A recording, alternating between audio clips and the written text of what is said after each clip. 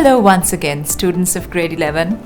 In this lesson, you will get a basic idea of how to understand, appreciate, and answer questions on poetry. You would have noticed that your pupils' book has some poems too for you to read, enjoy, and even answer questions on. So this lesson will no doubt be useful to you. The best written poems capture emotions, experiences, or images using lyrical language. But what exactly is a poem? How is it different from prose, and how should we approach it? Traditionally, a poem sticks to a definite form, style, and a set of characteristics. Lines are grouped into stanzas or verses, and poets make deliberate decisions about word choices and the accuracy the language used. There are many Sri Lankan poets too, and if you enjoy this form of expression, you should really read their poems. Poets communicate their thoughts and feelings on any topic they wish. There are poems that cover different stages of the cycle of life, about being born, childhood, growing up, getting old, and finally dying. There are also poems about relationships, love, society, and nature. Given the very extensive range of topics, it is highly likely that you will find some poems that you would like to read. When reading and trying to understand a poem, the first reading of it can be crucial. You must concentrate on reading the words on the page. You need to read closely. That means you have to really concentrate when you read a poem. When reading a poem, you really need to worry about two aspects of it: the content of the poem, what is the poem about, and the second aspect is how does the poet communicate his or her ideas, as in what words or sounds does the writer use to create certain effects. So, it is important to remember the question words how and what clearly in focus as you study any poem.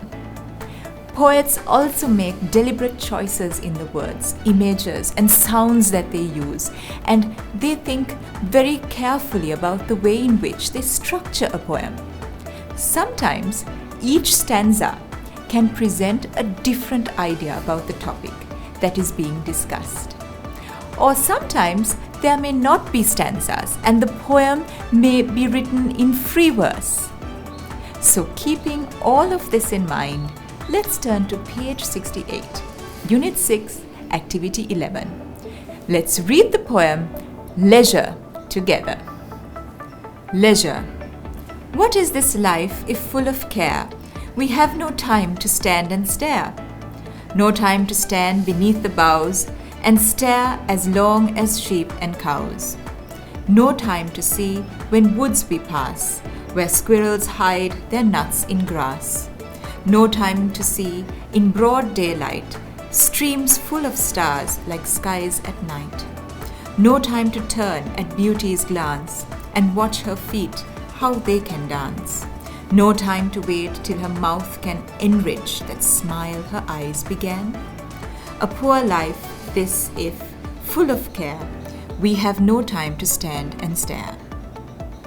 You would notice that there are two line stanzas that are in the form of couplets. A couplet is when two lines or a pair of lines rhyme. Look at the rhyming words: care, stare, boughs, cows, pass, and grass. The poem itself, you would have noticed, is about the importance of leisure. Leisure means free time.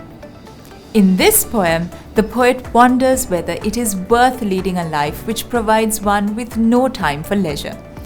It is humanity's inability to feel nature that most concerns the poet of leisure.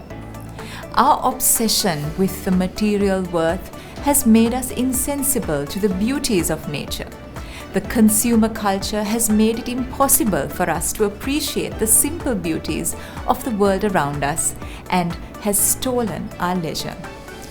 Keeping all of that in mind, let's look at the questions that follow and attempt answering them together. As you would have noticed, the first 4 questions are multiple choice questions or MCQs. You simply have to find the most appropriate answer. Let's read them all and look at the answers given and choose the best answer. Number 1. Stand and stare in line 2 means relax and look around us, do nothing, stand in one place, stare at something. The correct answer is B, do nothing. According to the poet, why can't we see where squirrels hide nuts?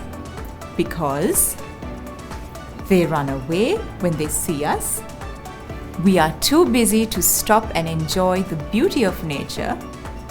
We dislike animals. There are no squirrels in the woods. The correct answer is B. We are too busy to stop and enjoy the beauty of nature. Streams full of stars like skies at night means stars are reflected in the streams at night. When the rays of the sun fall on the streams, the stones beneath glitter like stars in the sky. Stones in the streams in the area are shaped like stars. Shooting stars fall into the streams at night. The correct answer is B.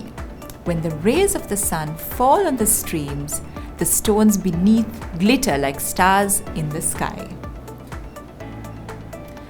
Which of these is not a theme of this poem? The importance of leisure, relaxing and appreciating nature, the beauty of nature, idling and wasting time. The correct answer is D, idling and wasting time. It's not given in the poem. Find the rhyming words in the poem. That's easy. In order to get an idea of the rhyming scheme of a poem, look at the last word of every sentence and see if it rhymes with the next few lines. In this poem, every stanza is in the form of a rhyming couplet, so it is easy to figure out the rhyming scheme. Care stare, bows cows, pass grass, daylight night, glance dance, can began. This poem creates a lot of images in our mind. What are they? Here, what is meant by image is the imagery created or the picture painted in the reader's mind. They have given an example. Stand under the branches of green trees. Some of the other images that are created are sheep and cows in a meadow, squirrels hiding nuts in the wood, and streams glittering like stars in the sky in broad daylight are some of the images created.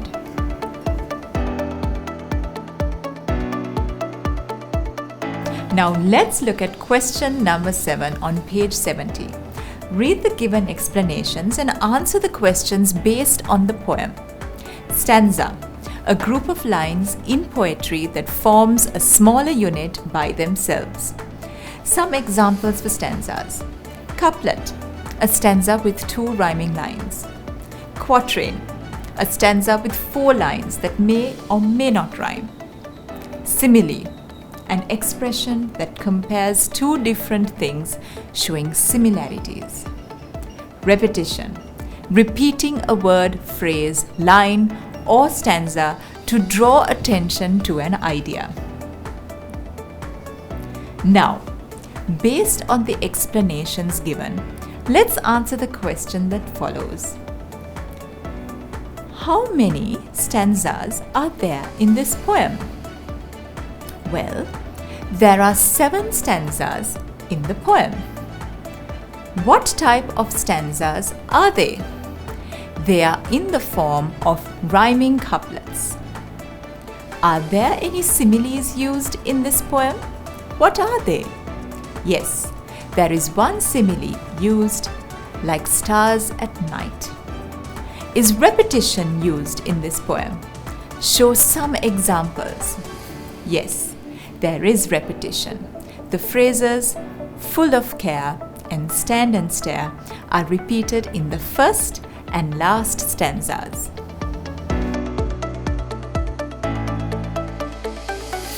This choice of poem was great because it introduced you to some of the techniques poets use when writing a poem, like similes and repetition. Poems are usually filled with figures of speech like similes, personification, alliteration, and metaphors, to name a few. I hope you enjoyed the poem. Reading poetry is simply wonderful. Not only are you introduced to some good language and phrasing, but some wonderful thought-provoking themes. If you found this lesson useful, please subscribe to our channel for more lessons on your O-level syllabus. Have a wonderful day.